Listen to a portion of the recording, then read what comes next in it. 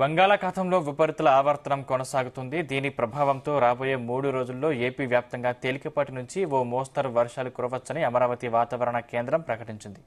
ఈ నెలలోనే అరేబియాలో 1, బంగాళాఖాతంలో 2 తుఫాన్లు ఏర్పడే అవకాశం ఉందని వాతావరణ నిపుణులు అంచనా వేస్తున్నారు. వీటి ప్రభావంతో ఈ నెల 10 తర్వాత కోస్తా జిల్లాల్లో ఓ మోస్తరు నుంచి భారీ వర్షాలు కురుస్తాయని భావిస్తున్నారు.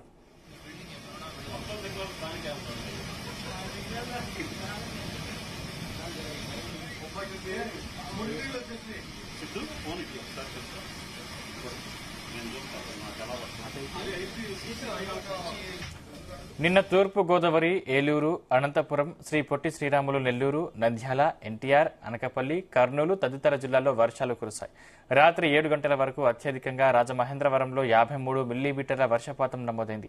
మరోవైపు రాష్ట్రంలోని కొన్ని జిల్లాల్లో వేడి వాతావరణం కొనసాగుతుంది. కావలిలో గరిష్ట ఉష్ణోగ్రత 37.6 డిగ్రీలుగా నమోదైంది. విశాఖపట్నం, తుని, కాకినాడ, నరసాపురం, మచిలీపట్నం, నందిగామ, కావలి, నెల్లూరు, కడప, అనంతపురం, తిరుపతి తదితర ప్రాంతాల్లో గరిష్ట ఉష్ణోగ్రతలు నమోదవుతున్నాయి.